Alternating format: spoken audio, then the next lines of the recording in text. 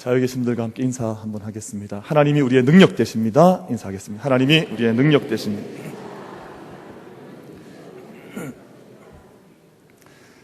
우리 한 번만 더 인사하십시오. 하나님께서 우리의 승리가 되십니다. 그렇게 인사할게요. 하나님이 우리의 승리가 되십니다.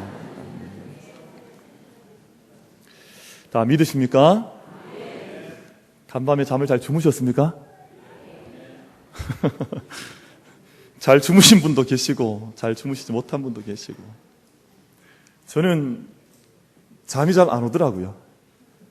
그래서 지금 2대2로 맞짱을 뜨고 있다고 하니까 이게 도대체 어떻게 될까. 그래서 새벽 1시에도 일어나고 또 3시에도 일어나고, 그래서 무슨 새로운 소식이 있나 봤더니 아침까지 소식이 없어요.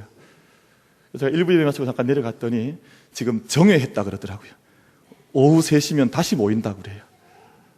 제가 근데 아침에 회개했습니다. 왜냐하면 회의는 회의지만 잠을 잘 자는 것이 믿음인데 어떻게 될까 잠도 못 자고 막 이렇게 설쳤던 것이 하나님 앞에 좀 죄송스럽더라고요. 우리의 모든 역사의 진행은 하나님의 손안에 있는 줄로 믿습니다. 우리가 그 자리에 마주 앉은 4사람이 역사를 결정하는 것이 아니라, 또 이 세상의 주권자들이 이 땅의 역사를 헤게모니를 쥐고 있는 것이 아니라 하나님의 손안에 있는 줄로 믿고, 저희가 믿음으로 하나님께 이 모든 역사의 진행을 올려드릴 수 있는 믿음이 우리 모두에게 있게 되기를 바랍니다. 중국의 진나라가 망한 후에 초나라와 한나라가 서로 패권 다툼을 했습니다. 근데 이 초와 한의 두 나라의 명운을 갈랐던 전투가 해하 전투라고 하는 전투입니다. 해하 전투에서 한 나라의 한 고조 유방이 사용한 전술이 사면초가 전술이었습니다. 우리 어린 아이들은 사면초가라 그러면 사방에다 초가집만 있는 전술인가 그리 생각을 하는데, 그런 전술이 아니고, 초나라의 왕후가 전열을 가다듬고 일전을 준비하려고 할 때 항우가 사랑했던 여인이었던 우희라는 여인이 항우에게 술을 한 잔 권합니다. 그런데 때마침 술을 붓고 있는데 슬픈 노랫소리가 상대방 한나라 군영에서부터 들려오기 시작하는데, 가만히 귀를 기울여 들어봤더니 그 노랫소리가 어릴 때 초나라 군병들이 자기의 고향 땅에서 늘 즐겨 부르고 늘 즐겨 들었던 그 노랫소리가 한나라 진영으로부터 들려오는 겁니다. 그 노랫소리 듣고 초나라 군대가 싸울 의지를 다 잃어버렸습니다. 그 노랫소리가 얼마나 마음 심금을 울렸던지, 마치 마두금처럼 그 낙타의 마음을 움직이는 한 악기처럼 그 노랫소리가 초나라 군병들의 마음을 이렇게 뒤집어 놓아서 싸울 의지도 잃어버리고 싸울 용기도 잃어버리고 그 전투에서 한나라에게 허망하게 무너지고 말았습니다. 그래서 온 사방을 둘러싸고 있는 초나라의 노랫소리라는 뜻에서 사면초가 전술로 한나라가 중원의 헤게모니를 쥐게 됐습니다. 북한의 김정은이 가장 두려워하는 것 뭔가 봤더니 별것 아니었더라고요. 대북 확성기를 가장 두려워했대요. 그러니까 옛날에는 수년 전만 해도 김정일이 가장 두려워하는 것이 우리 방위 근무하는 사람들의 도시락이다 이런 말이 있었거든요. 그것 때문에 저 안에 뭐가 들어있는지 몰라서 차마 침범을 못한다 그랬는데, 이번에 봤더니 그 확성기 때문에 문제가 됐습니다. 목함 지뢰 도발에 대한 보복 조치로 대북 확성기 방송을 시작을 했는데, 북한 정권이 제발 그것만은 하지 말아달라, 왜 자꾸 그 방송을 트냐, 이것이 문제가 된 것 같습니다. 이 확성기 성능이 얼마나 좋은지, 역시 우리나라는 음악에 뛰어난 것 같아요. 기술에 대단히 뛰어나서 기후와 날씨에 관계없이 낮에는 20km 정도, 그리고 밤에는 30km까지 이 소리가 퍼져나간다는 거예요. 그러니까 이 군사들 마음을 다 이 확성기 때문에 마음이 다 이렇게 흔들리는 겁니다. 근데 도대체 뭘 틀어서 저렇게 마음이 흔들린다 그러나 봤더니 사실은 별것 아니더라고요. 물론 그 방송 내용 안에 가만히 들어보면 북한 정권을 비판하는 내용도 있고, 또 북한 군부의 인물이 처형되었다고 하는 그런 자기들이 들을 수 없는 소식들도 있고, 또 탈북자들의 남한 생활에 대한 소식도 있지만, 그 외에는 그렇게 중요한 방송을 한 것이 아니더라고요. 그러니까 내일 비가 오겠습니다, 이런 일기예보를 한 거예요. 근데 이 일기예보를 들은 북한 군사들이 그 일기예보 듣고 들어가서 빨래를 걷어버리고 뭐 이런 일이 자꾸 발생을 하는 거예요. 그러니까 자기 상관의 말을 들어야 되는데 남한에서 들려오는 일기예보 듣고는 자꾸 거기에 따라서 행동들을 하니까 군부에서 긴장을 한 겁니다. 그리고 이쪽에서 노래를 틀어주면 군사들이 뭐 좀 진지한 자세로 이 보초를 서고 이렇게 해야 되는데 그 노래 소리 들려오면 갑자기 이렇게 센티멘탈해져서 갑자기 묵상을 하거나 뭐 산책을 하거나 뭐 이런 일이 자꾸 발생을 한다는 거예요. 그래서 북한의 체제에서 회의를 하게 되고 뭐 자주 일어나는 일은 아니지만 심지어는 귀순하는 사람들도 생겨나고 이러니까 아무것도 아닌 것 같은 이 방송에 북한 정권이 그렇게 민감하게 반응을 하게 된 겁니다. 오늘 저희가 읽은 말씀 본문은 뭐 저희가 워낙에 사실은 마르고 닳도록 읽고 들은 이야기라서 다윗과 골리앗의 전쟁에 대한 이야기입니다. 블레셋과 이스라엘 사이에 전쟁이 일어나게 되었는데 이 전쟁에서 가장 제가 좀 민감하게 보는 것은 골리앗이라고 하는 장수의 외적인 모습도 어마어마했지만 그가 나와서 40일 동안이나 이스라엘 진영을 향해서 소리 질렀던 것. 이 골리앗은 키가 어마어마하게 큰 사람이었거든요. 우리 성경에 나타나 있는 그 모습으로 환산을 내서 키를 재어보면 키가 2m 85였습니다. 혹시 그런 사람 본 적 있으십니까? 3m 가까운 키를 가지고 있고, 그리고 그가 입고 있던 옷의 무게가 58kg이었대요. 그러니까 우리 여집사님들 혹시 58kg 나가시는 분들 계세요? 그러니까 뭐 사람 하나를 늘 달고 다니는 것과 마찬가지였습니다. 자기가 들고 있던 이 창 끝에 달려있는 창 끝에 있는 이 쇳덩어리의 무게가 약 7kg 정도 됐답니다. 그러니까 이 어마어마한 골리앗이 이스라엘 진영과 함께 40일을 대치하고 있으면서 조속으로, 성경을 읽어보면 그렇게 표현이 되어 있습니다. 조속으로 나와서 이스라엘을 모욕하고 이스라엘을 욕하고 하나님을 모독을 했습니다. 그러니까 40일 동안 사람이 가만히 서서 욕을 들으면 어떻게 되겠습니까? 근데 이 골리앗은 사실은 살아 움직이는 이동형 확성기였거든요. 이게 뭐 어마어마한 3m가 되는 인간이 여기 다니면서 소리를 지르고 저기 와서 소리를 지르고 하니까 이스라엘 진영이 그 앞에 어떻게 할 바를 알지 못하고 전쟁의 용기를 다 잃어버리고 마치 사면 초가에 처했던 초나라 병사들처럼 그런 형국, 그런 상황이 되고 말았습니다. 그런데 하나님께서 다윗이라는 무명의 목자, 이름 없는 한 소년 목동을 세우셔서 그 골리앗을 이기게 하셨다. 인간적으로 볼 때는 도저히 싸움이 될 수 없는, 뭐 저희가 그렇게 알고 있지요. 다윗과 골리앗의 싸움은 사실은 싸움이 될 수 없는, 말이 되지 않는 싸움이지 않습니까? 골리앗은 키가 3m에 가까운 거인이요, 힘은 장사요. 성경 표현을 보면 어릴 때부터 싸움터에서 잔뼈가 굵은 용사 중에 용사가 골리앗이라고 하는 사람입니다. 반면에 다윗은 무명의 이름도 뭐 나있지 않은 어린 목동이었습니다. 체구도 채 20살이 되지 않았기 때문에 아직 몸도 덜 큰 것 같은 체구도 작은 아이였습니다. 전쟁에 대한 경험은 한 번도 가져보지 않은 채 지금도 전쟁터에 심부름하러 나왔던 목동 어린 사환에 불과했습니다. 아무도 골리앗 승리를 의심하지 않을 때, 심지어 다윗을 전쟁터에 그래 니 한번 나가보라고 부추겼던 이스라엘 병사들도 분명히 골리앗의 승리를 의심하지 않는 그때에 다윗이 골리앗을 이긴 사건이 본문 속에 기록이 되어져 있습니다. 결론부터 좀 말씀을 드리자면 다윗에게는 플러스 알파가 있었는데요. 이 시간 예배하는 저희들에게도 믿음의 플러스 알파, 하나님의 은혜의 조건들이 우리에게 있게 되기를 간절히 바랍니다. 무엇이냐 하면 하나님의 이름에 대한 다윗의 열정이었습니다. 하나님의 이름이 이렇게 무참히 짓밟히는 것을 내가 차마 두고 볼 수 없다고 하는 하나님의 이름에 대한 다윗의 열정, 하나님의 손길이 우리를 보호하신다고 하는 흔들림 없는 다윗의 믿음. 지금 우리 이스라엘이 이렇게 마치 바람 앞에 촛불 같지만 하나님께서 우리를 지키시면 우리가 이길 수 있다고 하는, 나는 소년에 불과하지만 내가 저 골리앗 이긴다고 하는 흔들림 없는 다윗의 믿음, 그리고 나아가서 다윗과 함께 하신 하나님의 손길이 다윗에게 플러스 알파로 작용을 했습니다. 열정과 믿음과 하나님의 손길, 이러한 믿음의 내용들이 다윗에게 플러스 알파로 작용을 했습니다. 결과가 어떻게 될지 모르겠습니다만 우리 남북 문제와 뿐만 아니라 이건 너무 큰 문제잖아요.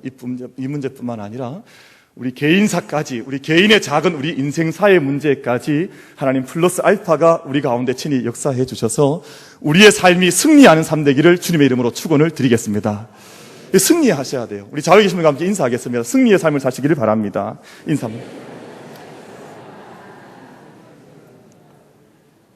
인사 안 하시는 분은 패배하시겠단 말입니까? 우리가 다 승리할 수 있게 되길 바랍니다. 마지막까지 우리 찬송가에 있는 것처럼 최후 승리 얻을 때까지. 인생의 승리를 한 번 얻는다고 다 끝나는 게 아니더라고요.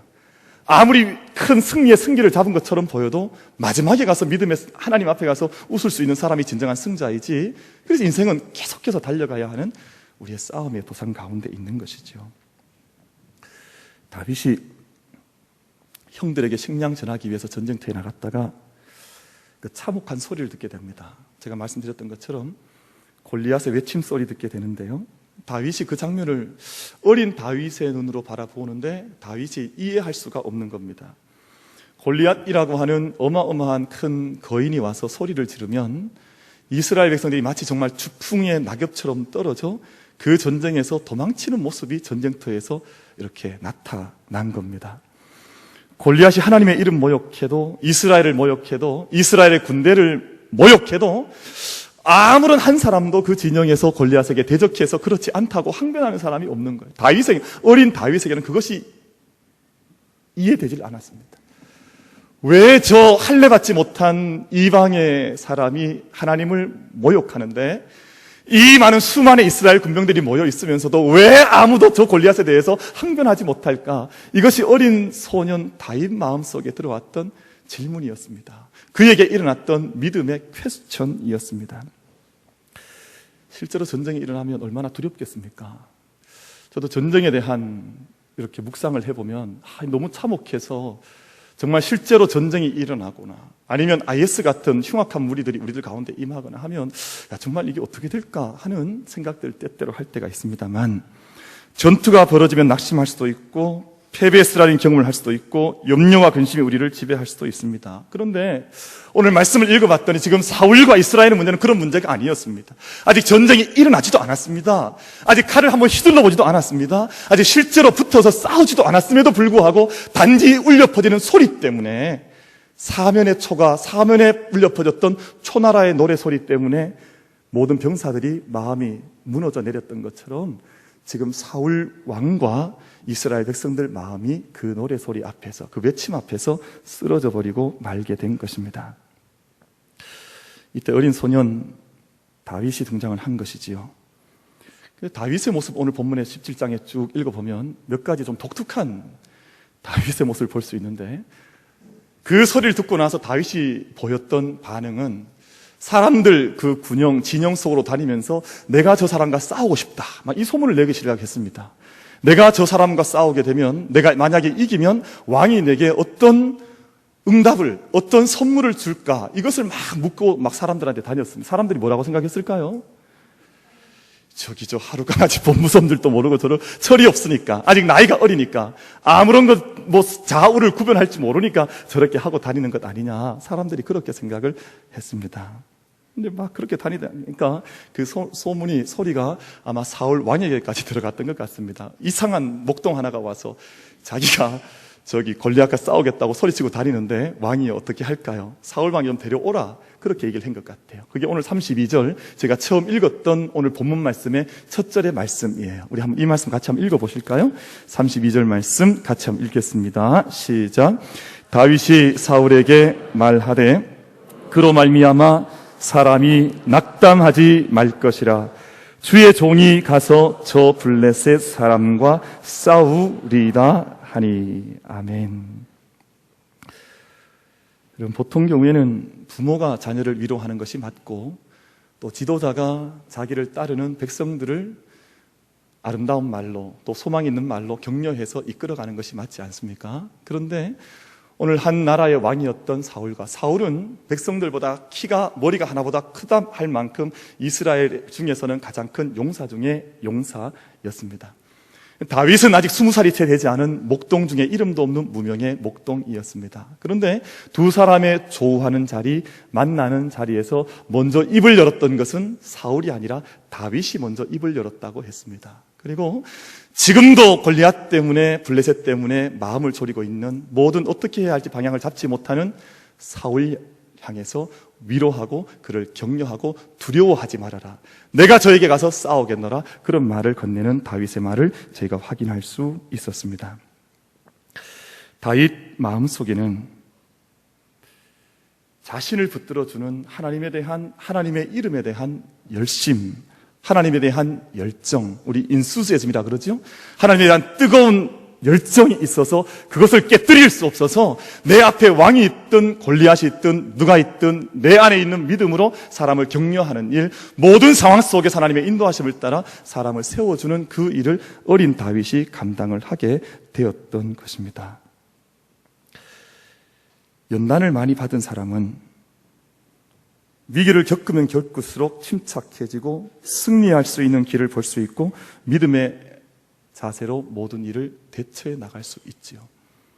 의욕은 있고 그리고 열정은 있는데 내 안에 경험이 없거나 능력이 없으면 자기가 오히려 뛰어들었던 그 일에서 낭패를 보는 경우들도 많이 있습니다. 모세, 젊은 때의 모세가 대표적인 경우이지 않습니까? 나이 40이 되어서 민족이 위기 가운데 있다는 소리를 듣고 자기 동족이 핍박받는 모습을 봤고 그 자리에 자기가 해결자로 뛰어들었다가 살인자가 되어져서 도망자가 되어지고 마는 그런 모습을 출애굽기에서 우리에게 증언을 하고 있습니다. 사랑하는 우리 만민의 성도들께서 하나님의 이름에 대한 열정과 그리고 하나님으로부터 받은 믿음의 연단들과 삶의 흔적들을 돌아보면서 다윗과 같이 외적으로 볼 때는 우리가 많은 수줄의 이력서가 아니라 짧은 단 한 줄의 이력서라 할지라도 그 삶의 이력서를 붙들고 하나님의 능력과 하나님의 역사하심을 드러내고 경험해 나갈 수 있는 우리 만민의 모든 성도들이 되기를 간절히 바라겠습니다.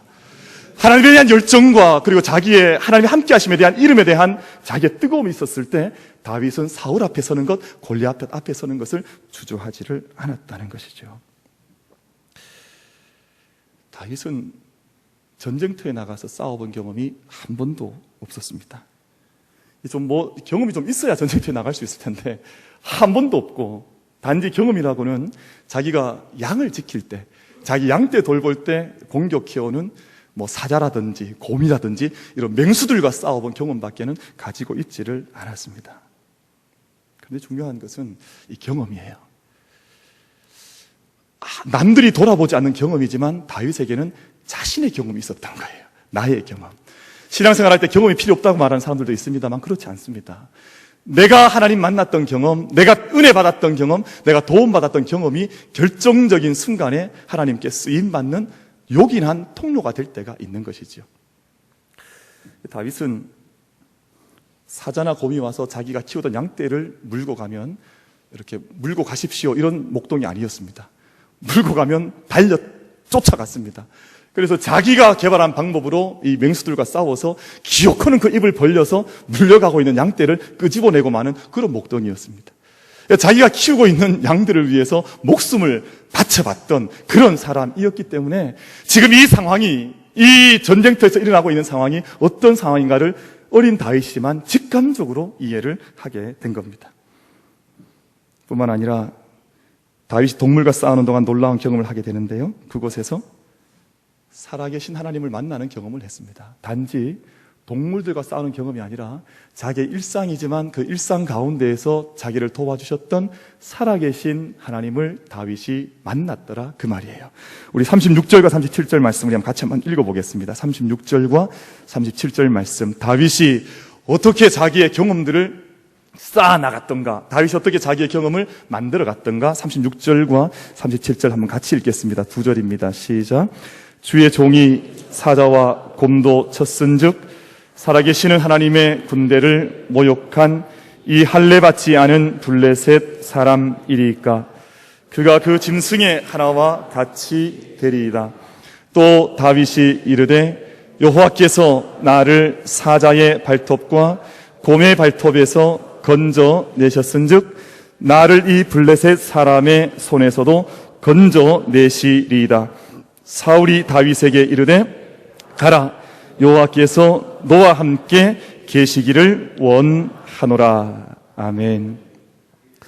다윗이 사울 왕 앞에서 고백하는 것은 내가 언젠가 내 양떼를 칠 때 물려가는 양을 구하기 위해서 사자와 곰과 싸운 적이 있습니다. 내가 그를 빼앗은 적이 있습니다. 근데 그것만 고백한 것이 아니라 내가 사자와 곰과 싸울 때 나를 지켜주신 하나님께서 오늘 이 싸움에서도 나를 지켜주실 줄로 확실히 믿습니다. 그렇게 고백을 하고 있는 겁니다.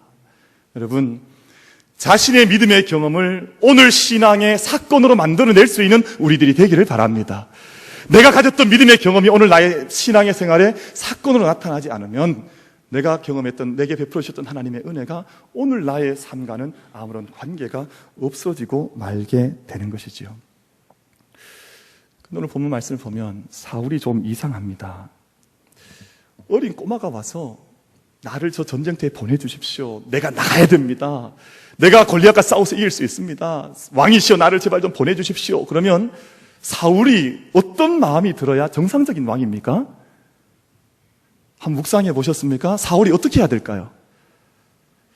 사울이 정말 정상적인 믿음을 가지고 있고 정말 이성적인, 정말 합당한 합리적인 사람이라면 우리나라에 이런 어린아이가 이 전쟁터에 와서 이렇게 가슴 아프게 가슴을 치고 자기를 보내달라 그러면, 이야, 왕으로서 내가 좀 문제가 많았구나, 내가 믿음을 잃어버렸구나, 내가 뭔가 나도 옛날에 하나님께 붙잡힘 받았던 용사였는데 내가 진정한 용사의 용사됨을 잊어버렸구나, 이런 마음이 들어야 이게 정말 왕이 아니겠습니까?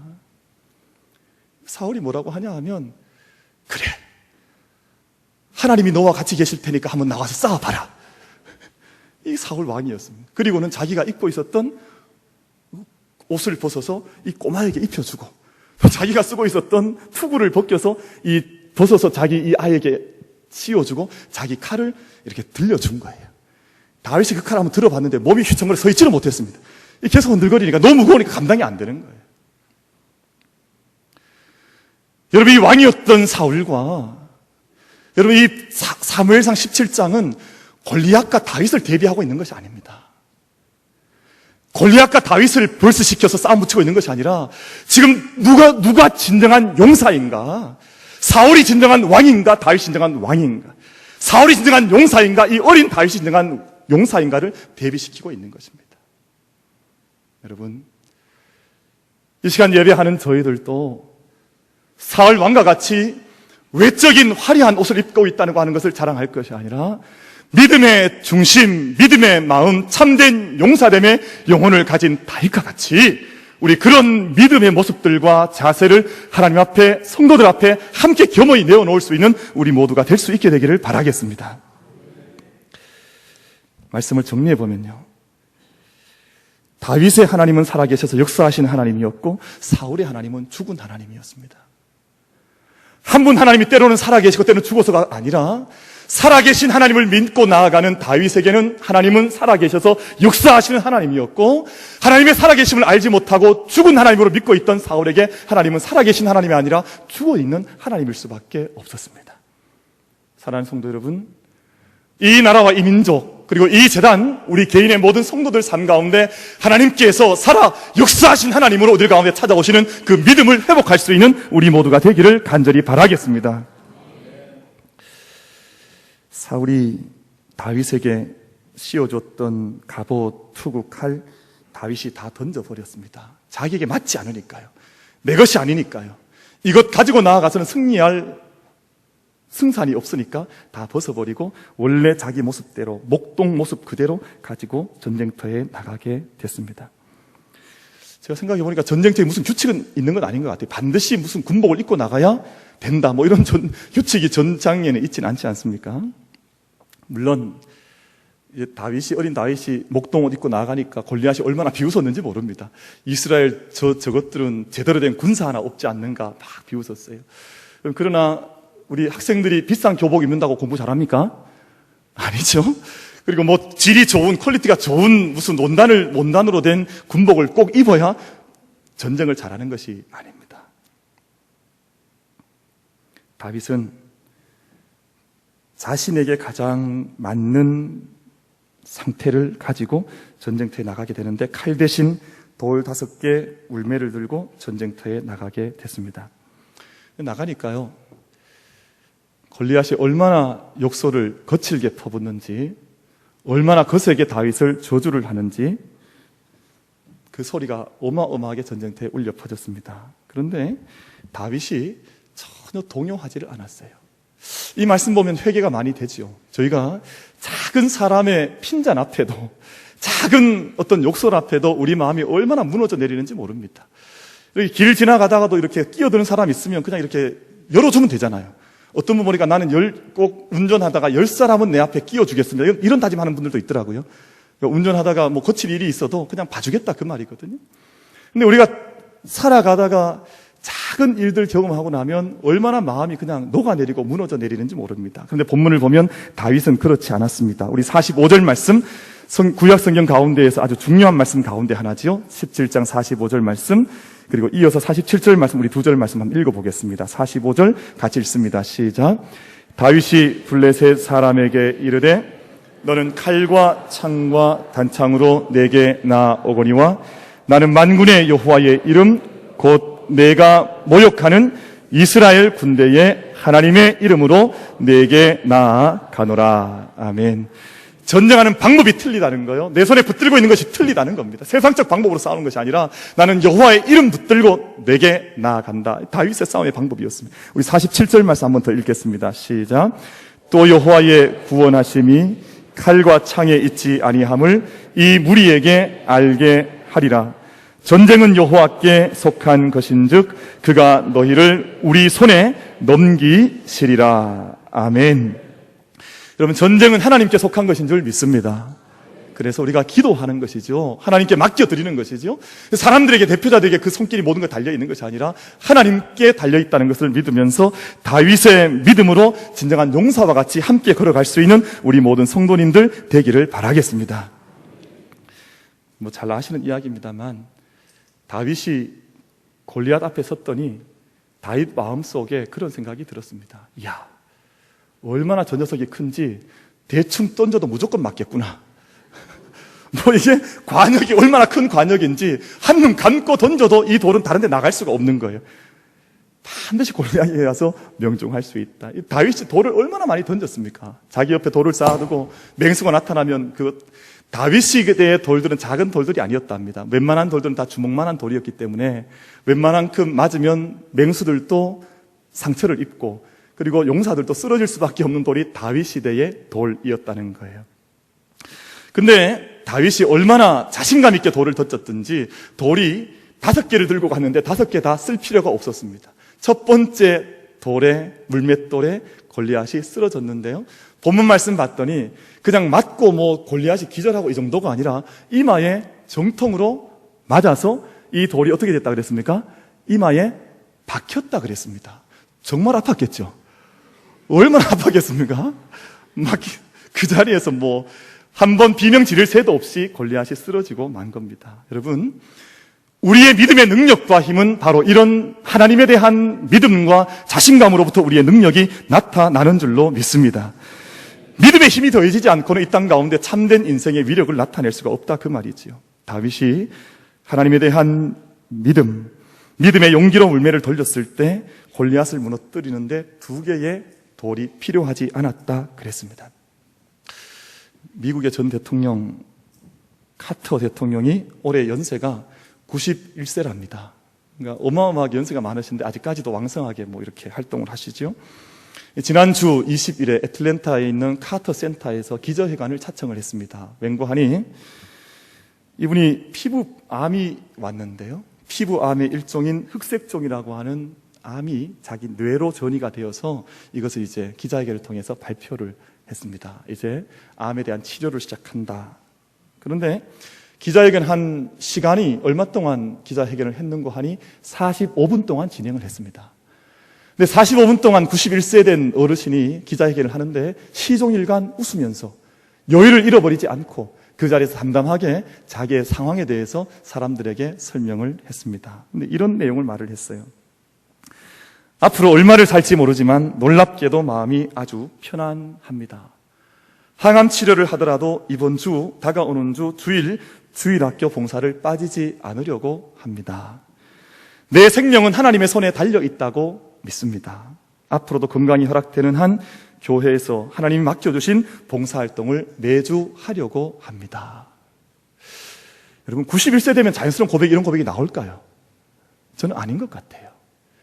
아무리 연세가 들고 나이가 있다 하더라도 내 안에 하나님의 이름에 대한 확신과 믿음의 확신이 없다면 내 생명이 하나님께 달려있다고 하는 고백을 아무리 연세가 많아도 쉽게 내어놓을 수가 없는 것 아니겠습니까? 말씀 맺겠습니다.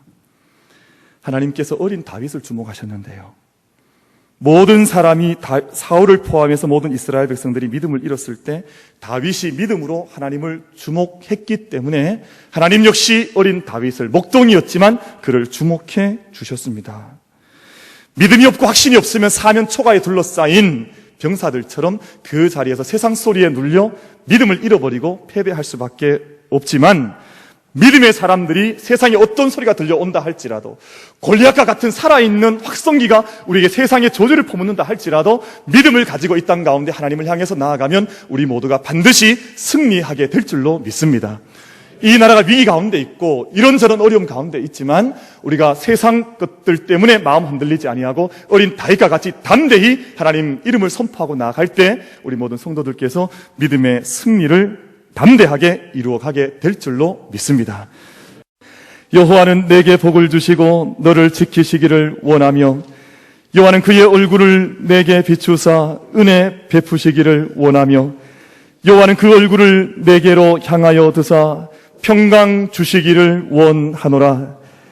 지금 우리의 승리자가 되신 예수 그리스도의 크신 은혜와 아버지 하나님의 영원하신 사랑하심과 성령 하나님의 위로하심과 교통하심과 은사와 은혜 주심이 주님 앞에서 참된 믿음의 사람, 믿음의 용사 되기를 작정하며 다짐하는 사랑하는 모든 성도들 머리 위에, 저들의 가정과 일터 위에, 이 제단 위에, 이 나라 이 민족 위에 지금 영원까지 함께 계시옵기를 간절히 축원드리옵나이다. 아멘.